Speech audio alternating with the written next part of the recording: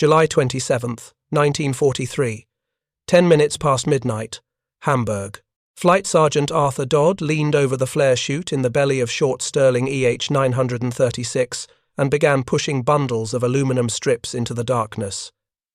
Each bundle contained 2,200 strips, 10.5 inches long, 3/4 of an inch wide, blackened paper backing, one bundle every minute. The strips tumbled into the slipstream and bloomed into clouds of metallic chaff that appeared on German radar screens as phantom aircraft approaching at impossible speeds. Below, in the heavily defended second city of the Reich, Würzburg radar operators watched their screens dissolve into static. The integrated defense system that had protected Hamburg since the war began was blinding itself. Searchlights swept empty sky, flak batteries fired at ghosts, and 722 Royal Air Force heavy bombers were approaching with 14,000 pounds of bombs each. The Stirling bombers that Flight Sergeant Dodd flew in were not supposed to be there. By July 1943, they were already being phased out of frontline service. The Lancaster and Halifax could fly higher, carry more, reach deeper into Germany. But tonight, 116 Stirlings were over Hamburg because Bomber Command needed every aircraft that could carry incendiaries. The short Stirling could lift 14,000 pounds of bombs over 500 miles. Tonight, that capability would help create something no one expected: a firestorm. The German defenders did not believe British bombers could penetrate Hamburg's defences with such impunity. The city was ringed with radar stations that could detect incoming aircraft at 100 miles. 1,700 air raid shelters housed 230,000 citizens. Heavy flak batteries surrounded the industrial districts. Searchlight crews worked in coordination with night fighters equipped with Liechtenstein airborne radar. This network had destroyed hundreds of British bombers in previous raids. But tonight, the defenders could not see what was coming. If you're enjoying this deep dive into the story, hit the subscribe button and let us know in the comments from where in the world you are watching from today. The men aboard the Stirlings understood they were flying obsolete aircraft into one of the most heavily defended cities in Europe. The Stirling's operational ceiling barely exceeded 16,000 feet when fully loaded. The Lancaster crews flew at 20,000 feet or higher. This meant Stirling crews flew through denser flak fields, faced more concentrated searchlight beams, operated in airspace where German night fighters had easier intercepts. On previous raids, Stirling losses ran higher than other bomber types. The crews knew the statistics. They flew anyway. Flight Sergeant Williams from No. 75 New Zealand Squadron carried 20 small bomb containers that night. Each container held incendiaries. The bomb load for the entire Stirling force consisted predominantly of firebombs rather than high explosives. This decision had been made at operational level for specific tactical reasons. The first wave of bombers would drop blockbuster bombs to blow off roofs and shatter windows. Subsequent waves would drop incendiaries into the exposed buildings. The timing had to be precise. Too much separation and fires would burn out before reinforcement. Too little separation and the bombing pattern would be scattered. The Stirling's bomb bay was 40 feet long, but divided by structural members that limited bomb size to 2,000 pounds maximum. This design flaw meant the Stirling could not carry the 4,000-pound cookies or larger special weapons that were becoming standard for Bomber Command. But for an incendiary raid, where hundreds of smaller bombs created more dispersed ignition points, the Stirling's limitations became less relevant. Tonight, the Stirling crews would drop precisely the weapons the target required. Hamburg, in July 1943, was not supposed to be vulnerable. The city had weathered previous raids. It had learned from the British bombing of Lübeck in March 1942, when incendiaries had devastated the medieval city centre. Hamburg's authorities had implemented comprehensive civil defence measures. Buildings were compartmentalised with fire walls. Water mains were reinforced. Fire brigades were expanded and trained for coordinated response. The population had been drilled in air raid procedures. The city believed itself prepared. The Reich's leadership considered Hamburg strategically vital beyond its obvious industrial importance. The Blohm and Voss shipyards had built the battleship Bismarck. U-boat construction proceeded at rates crucial to the Battle of the Atlantic. 400 submarines were built there during the war. The Hamburg-Harburg oil refineries supplied fuel to the Wehrmacht. Aircraft component factories fed production lines elsewhere in Germany. The port handled logistics for occupied territories. Hamburg was not merely a city, it was an industrial organ pumping lifeblood into Germany's war machine. But Hamburg's true significance to Nazi leadership was psychological. As the former centre of the Hanseatic League, Hamburg embodied German commercial power and historical prestige. It was Germany's second largest city, with a population that exceeded 1,700,000. To defend Hamburg was to defend German confidence. To lose Hamburg was to admit vulnerability at the core of the Reich. This is why the defences were so elaborate, so integrated, so dependent on technological coordination. The Kammhuber Line, the comprehensive radar defence network protecting occupied Europe and Germany, reached its most sophisticated expression around Hamburg. Freya early warning radars detected incoming formations at 80 miles. Würzburg fire control. Radars provided accurate vectors to night fighters and flak guns. Liechtenstein airborne intercept radar gave German pilots 4-mile detection range in a 70-degree cone. Ground controllers guided Messerschmitt 1-10 and Junkers 88 night fighters into position behind British bombers, where they attacked from below, exploiting the blind spot beneath the bomber's tail turret. This system had worked. German night fighters had inflicted losses exceeding 5% on some raids. At that attrition rate, Bomber Command could not sustain operations. The Luftwaffe's confidence in this system was absolute. General Josef Kammhuber, who had designed the defence network, had assured Reichsmarschall Hermann Göring that no bomber force could penetrate German airspace without catastrophic losses. The statistics supported this assessment. Through early 1943, German defences had shot down thousands of British bombers. The night fighter force was expanding. Radar technology was improving. The Luftwaffe believed it was winning the battle for German skies. British aircrew called German flak predicted barrage. Even when radar was blinded, the anti-aircraft batteries maintained heavy rates of fire, focusing on estimated bomber positions based on approach vectors and altitude. A single 88mm shell exploding within 10 meters of a bomber could be fatal. The concussion alone could tear control surfaces, rupture fuel tanks, shatter crew compartments. Around Hamburg, flak batteries were so dense that some raid reports described the sky as solid black with bursting shells. Pilots flew straight and level through the barrage because evasive maneuvers made navigation impossible and scattered the bombing pattern. The doctrine was clear: accept the casualties, stay on heading, hit the target. For the German defenders, the night of July 24th had begun with absolute confidence. The weather was clear, radar coverage was complete, fighter squadrons were at readiness, flak batteries were fully ammunitioned. The civil defence apparatus was alert. Then, at approximately 1 o'clock in the morning on July 24th, the Würzburg operators began reporting impossible contacts. Aircraft appearing and disappearing, multiple targets where there should be one, vectors that made no physical sense. The radar picture was dissolving into chaos. What the German operators were seeing was window, the British code name for radar countermeasure strips, called Duppel by the Germans after they recovered samples. The concept was simple but devastating. Aluminum strips cut to half the wavelength of German radar frequencies would reflect radar pulses as effectively as actual aircraft. A single bomber dropping window bundles at 1-minute intervals created a radar signature resembling dozens of aircraft.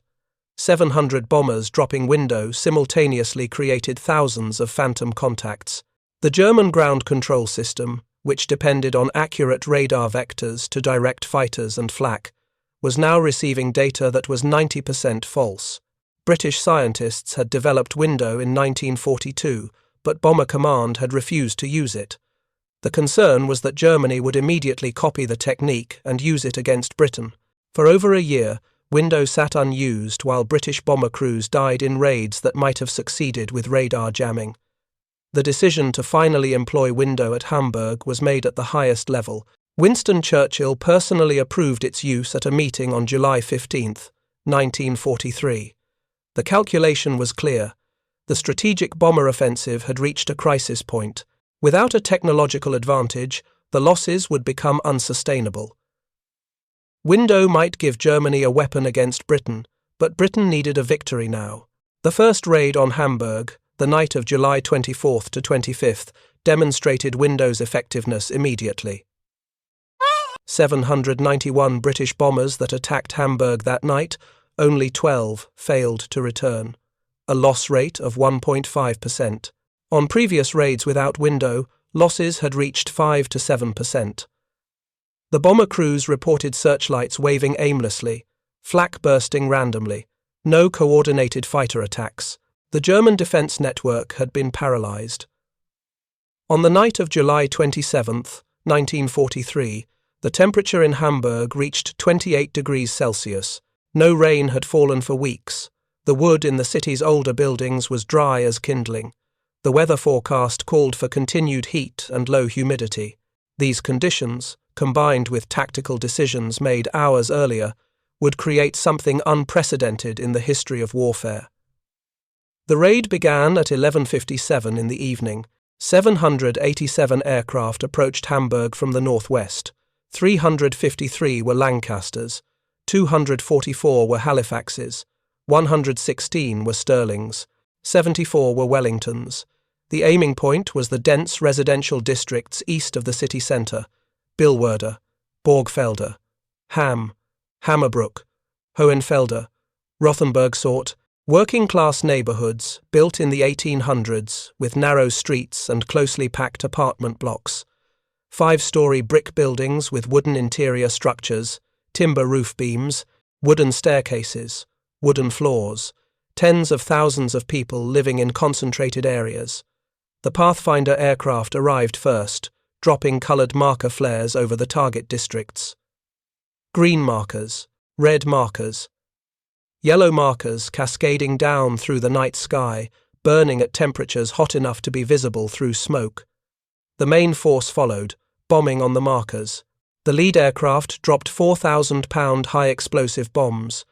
These blockbusters had one purpose: blow the roofs off buildings, shatter windows, burst open doors, expose the wooden interior structures to the incendiaries that would follow. The Stirling crews in the subsequent waves carried predominantly firebombs, small bomb containers packed with incendiaries. Each container held dozens of individual bombs. When the containers broke open at altitude, the incendiaries scattered in patterns designed to saturate city blocks. The bombs were simple devices: hexagonal casings filled with thermite, ignition upon impact, temperatures reaching 2,000 degrees Celsius, hot enough to burn through steel. The incendiaries could not be extinguished with water. Water made them burn more intensely. In 50 minutes, 2,313 tons of bombs fell on Hamburg. The bombing was concentrated in an area of 8 square miles. This concentration was deliberate. Previous raids had demonstrated that scattered bombing allowed fire brigades to contain fires before they merged. Tonight, the fires were so numerous and so close together that containment was impossible. Fire brigades dispatched to one burning block found themselves cut off by fires on adjacent blocks. Water mains had been shattered by the blockbuster bombs. Even where water was available, the number of fires exceeded the capacity of every fire crew in northern Germany. At approximately 1 o'clock in the morning on July 28th, the fires began to merge. Individual blazes in separate buildings connected through shared walls and alleys. The merged fires created larger conflagrations. Those conflagrations drew in air from surrounding areas to feed the flames. The incoming air accelerated. What had been a breeze became a wind. The wind fed more oxygen to the fires. The fires burned hotter. The hotter fires drew in more air. The cycle accelerated beyond any point of human intervention. 17-year-old Traugott Bauer Schlichtergroll manned an 88mm flak gun with the 267th Heavy Flak Battalion. His battery had fired 50,000 rounds during the raid. Window had rendered their radar useless, but they fired anyway, aiming at estimated positions. Now, as the last bombers departed, Bauer Schlichtergroll looked toward Hamburg and saw the entire eastern horizon glowing red. The sky above the city was black with smoke illuminated from below by flames. He had never seen anything like it. No one had. By 2 o'clock in the morning, the wind speed in Hamburg had reached 150 miles per hour. The temperature at street level exceeded 800 degrees Celsius. The firestorm had become self-sustaining. It no longer mattered that the bombers had departed.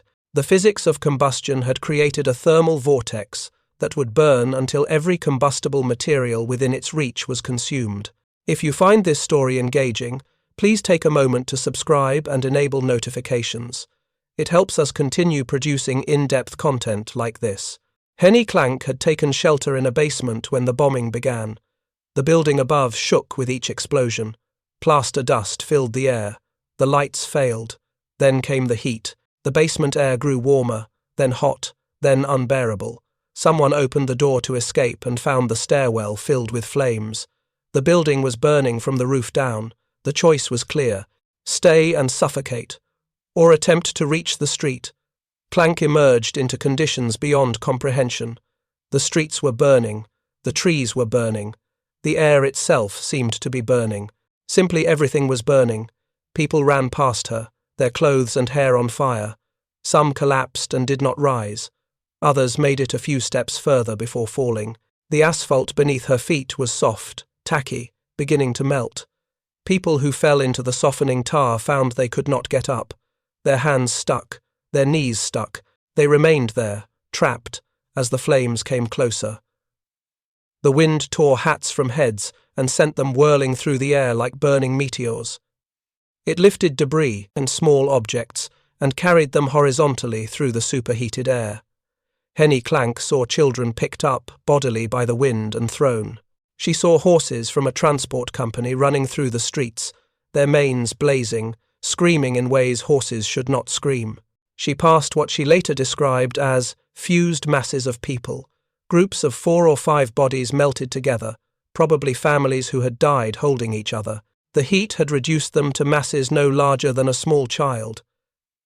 Heinrich Johansson huddled under a wet blanket with his son at a construction site, sheltering in a pile of gravel. He watched people turn into living torches as their clothing ignited from radiant heat alone, not from direct flame contact. The temperature was sufficient to cause spontaneous combustion of fabric and hair. Some people jumped into the canals that ran through Hamburg's industrial districts. The water in the canals was burning. Fuel oil from bombed storage tanks and damaged ships had spread across the surface. The oil burned. People who jumped into the water burned anyway. In the basement shelters, thousands died without seeing the firestorm. The collapsing buildings above blocked exits and air vents. The fires consumed the oxygen in the city's atmosphere faster than it could be replaced. Carbon monoxide poured into basement shelters through ventilation systems, designed to protect occupants from explosive blast. The people in the shelters suffocated quietly, never knowing what killed them. In some shelters, the heat was so intense that bodies were reduced to ash. Later, authorities could only estimate casualties from the quantity of ash remaining on shelter floors. Kate Hofmeister was 19 years old. She survived by reaching one of Hamburg's parks, open spaces where the fire could not easily reach. But the journey to the park required walking through streets where the temperature exceeded 1,000 degrees Celsius. She later described seeing people on their hands and knees, stuck in the melting asphalt, screaming. They were still alive but unable to move. The fire was approaching them. There was nothing anyone could do. The firestorm burned for 3 hours. It stopped only when every combustible material within its 8-square-mile area had been consumed. Wood, paper, fabric, flesh, everything organic. The temperatures were sufficient to melt glass in windows, to liquefy aluminum and lead, to deform steel under its own structural load, to reduce brick to a friable ash that crumbled under slight pressure. The smoke from the firestorm rose 20,000 feet. Bomber crews returning to England reported smelling burning flesh at 15,000 feet altitude, 60 miles from Hamburg. At Führer headquarters, the reports from Hamburg arrived throughout July 28th. The initial estimates were fragmentary. Communications with the city had been disrupted, but by afternoon, the scope of the disaster was becoming clear. Gauleiter Karl Kaufmann reported that entire districts had ceased to exist. The death toll was unknown, but certainly in the tens of thousands. 1 million people were fleeing the city. The industrial workforce was dispersed. U-boat production had stopped. Reich Armaments Minister Albert Speer received the reports in Berlin. He understood industrial capacity better than any man in Germany. He understood logistics. He understood the mathematical relationship between production inputs and military outputs. What he learned about Hamburg on July 28 convinced him that Germany could not win the war. Speer later stated that the Hamburg bombing was a complete surprise because the British had used a new device, window, which prevented the anti-aircraft guns from finding the bombers. The defence network had been paralysed. The British had achieved great success and had repeated the attack multiple times, each time with greater devastation. Speer told his colleagues at the Air Ministry that if the British repeated this success on 4 or 5 other German towns, Germany would collapse, not might collapse, would collapse. The assessment was not hyperbole. Hamburg had demonstrated that British and American bomber forces, working in coordination, using radar countermeasures, could destroy any German city within range. They could do so with acceptable losses. The first Hamburg raid had cost 12 aircraft out of 791, a loss rate of 1.5%, sustainable indefinitely. If Berlin, Munich, Frankfurt, Stuttgart and Nuremberg received the same treatment, German war production would halt, the transportation network would fail, the civilian population would collapse into chaos. Speer understood something else. Hamburg had been hit with approximately 8,600 tons of bombs over 10 days. The Allies had dropped that tonnage while simultaneously conducting operations in the Mediterranean, maintaining standing bomber forces in England, and building new aircraft faster than they were being lost. Germany's industrial capacity, by contrast, was straining to replace fighters lost in combat. The mathematical imbalance was conclusive. Time favoured the Allies. Every month they grew stronger while Germany's resources diminished. Major Cortez Enloe, a surgeon with the United States Army Air Forces who later worked on the United States Strategic Bombing Survey, examined Hamburg in January 1946. He compared what he saw to the atomic bombing of Nagasaki, which had occurred 5 months earlier. His conclusion was unequivocal. The fire effects of the atomic bomb dropped on Nagasaki were not nearly as bad as the effects of the Royal Air Force raids on Hamburg on July 27, 1943. He estimated that more than 40,000 people had died in Hamburg.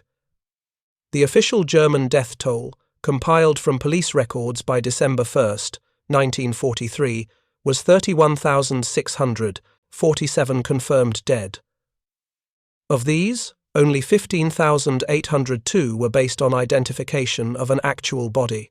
The remainder were estimated from circumstantial evidence: empty apartments where entire families had lived, basement shelters filled with ash, witnesses who saw people die but whose bodies could not be located. The actual death toll was certainly higher. Hamburg had lost 2.4% of its total population in 3 hours. The Stirling bombers that participated in the July 27th raid had delivered their bombs as ordered. 116 aircraft had dropped their incendiary loads over the target districts.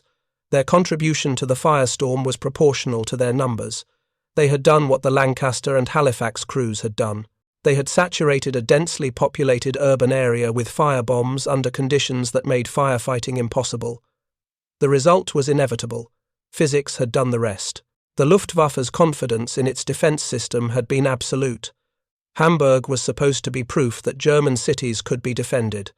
The radar network was comprehensive, the flak batteries were dense, the night fighter force was experienced, the civil defence organisation was thorough.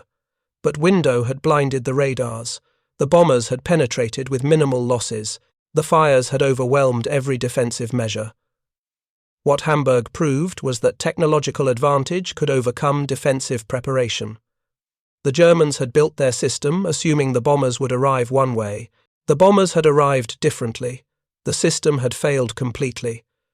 German military leadership now faced a truth they had not expected. British bombers could drop 14,000 pounds of incendiaries on German cities with acceptable losses. American bombers could follow with daylight precision attacks on specific industrial targets. The combination was unstoppable with existing German defensive capabilities, and the Allies were building more bombers. The production advantage was overwhelming. What happened to Hamburg could happen to any city in Germany. The belief that German cities were defendable had collided with the material evidence of Hamburg burning. Hamburg began its recovery while the rubble was still hot. On July 28, 1943, with fires still burning in the eastern districts, Gauleiter Karl Kaufmann mobilized every available resource: 14,000 firefighters, 12,000 soldiers, 8,000 technical experts. They worked through the heat and smoke to contain fires, restore water systems, clear rubble from critical streets. The National Socialist People's Welfare Organization brought water and food. Field kitchens fed survivors. 625 special trains evacuated 750,000 homeless people to safety elsewhere in Germany. The industrial damage was severe but not catastrophic. 183 large factories out of 524 were destroyed. 4,118 smaller factories out of 9,068 were gone. 580 industrial concerns and armaments works sustained damage serious enough to be listed by name in German records. The Blom and Voss shipyards had taken damage. U-boat production stopped temporarily. The oil refineries in Hamburg Harburg were hit. Local transport systems collapsed. 214,350 dwellings were destroyed out of 414,500. 61% of Hamburg's housing stock was damaged or destroyed. But by December 1943, 5 months after the firestorm, Hamburg's economy had recovered to 80% of pre-raid levels. The aircraft industry operated at 91% efficiency. The shipyards returned to near pre-bombing capability within 2 months. Electrical goods, optics, and precision tools either returned to or surpassed pre-bombing production levels. The recovery demonstrated something that Albert Speer had not anticipated. German industrial capacity possessed more resilience than the static calculations suggested. Dispersed production, improvised repair, ruthless prioritization of essential war industries. These factors allowed partial recovery even after catastrophic damage. But Speer's assessment was still correct in its broader implication.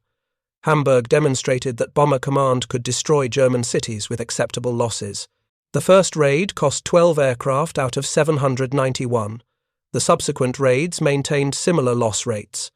Window had neutralized the German radar defense network. The Allies could repeat Hamburg whenever they chose. The question was not whether other cities would burn. The question was which cities and when. The reallocation of German resources to air defense was immediate and substantial. By August 1943, 45% of all German fighters were stationed on the home front, with additional units in northern France. Heavy anti-aircraft guns in Germany increased by over 25%. Priority shifted to fighter production. Research intensified for more effective radar technology. Aircraft and guns were diverted from the fighting fronts to defend German cities. Anti-aircraft units eventually used 25% of all German ammunition.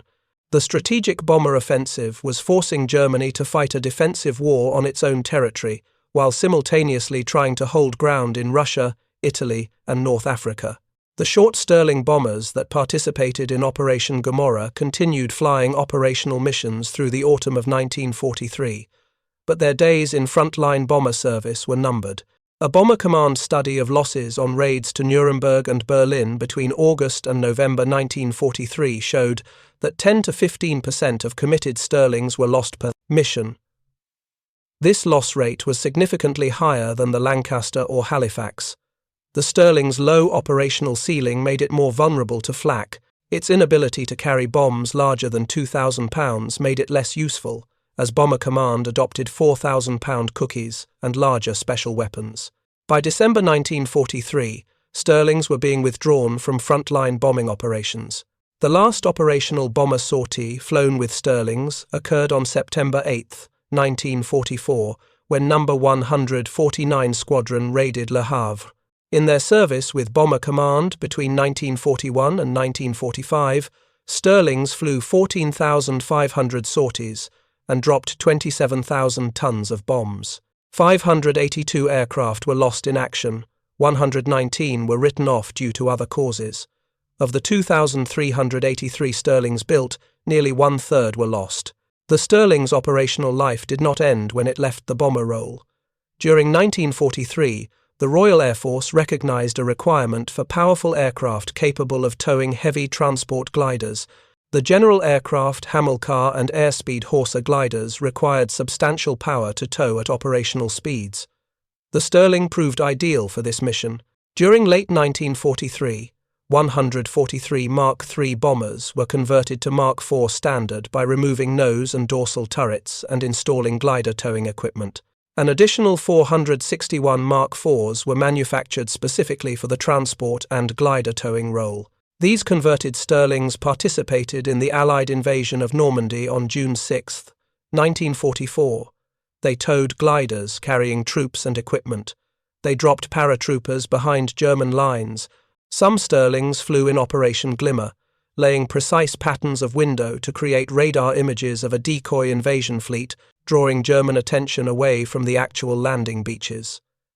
In September 1944, Stirlings participated in Operation Market Garden, towing gliders to Arnhem and Nijmegen. In March 1945, they supported Operation Varsity, the airborne assault across the Rhine. The Stirling also flew special operations missions. Number 138 Special Duties Squadron acquired Stirlings in May 1944 to support resistance groups organized by the Special Operations Executive throughout occupied Europe. These aircraft dropped agents and supplies to partisan forces in France, Belgium, the Netherlands, Denmark, Norway. The missions were flown at night, at low altitude, often to improvised drop zones marked only by flashlight signals from the ground. The work was dangerous, but it was vital to coordinating resistance activities with Allied military operations. The irony of the Stirling's operational history was that the aircraft's limitations, which forced its withdrawal from strategic bombing, made it valuable for other missions. The low-altitude performance that made it vulnerable to flak during bombing raids made it suitable for low-level supply drops.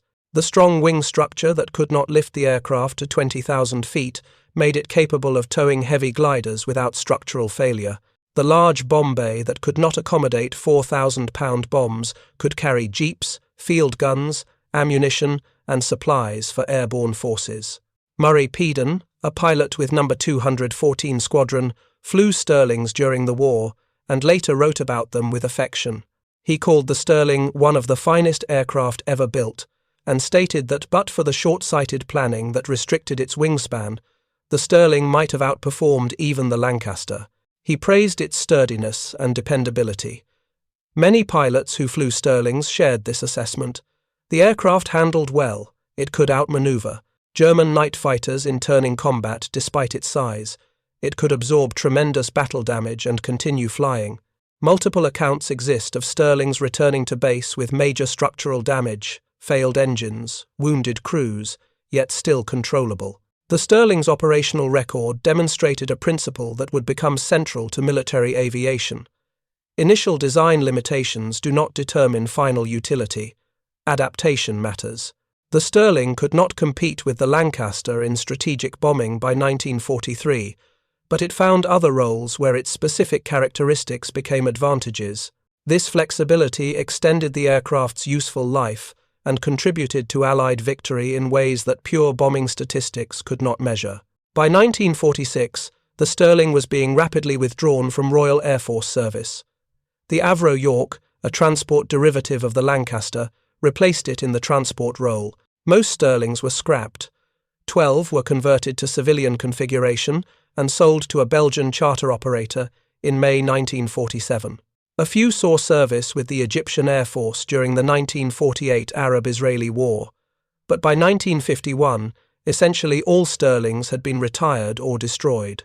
An aircraft that had been Britain's first four-engine heavy bomber, that had carried the weight of the strategic bombing campaign through 1941 and 1942, that had participated in the first 1,000-bomber raid on Cologne, that had flown over Hamburg on the night the Firestorm began, simply disappeared from service.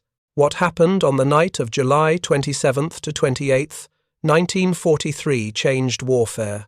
The firestorm at Hamburg demonstrated that modern industrial cities could be destroyed through sustained aerial bombardment using incendiary weapons under specific weather conditions.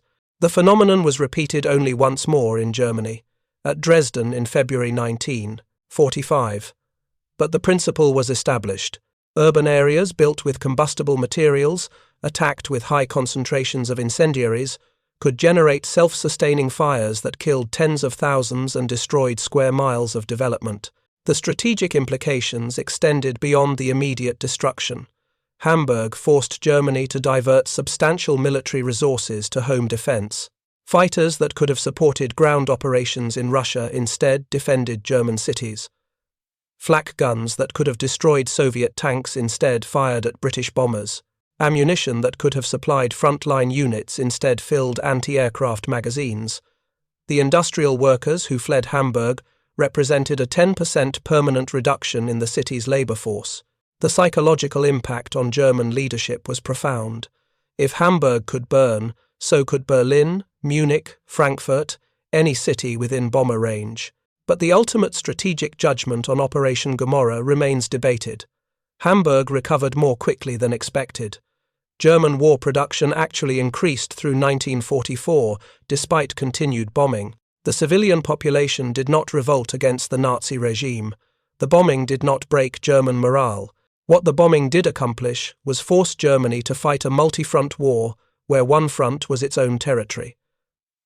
The resources dedicated to air defense were resources unavailable elsewhere. This dispersal of effort contributed to German defeat, but it did not cause that defeat alone. The moral questions raised by Operation Gomorrah have never been fully resolved. 40,000 civilians died in Hamburg.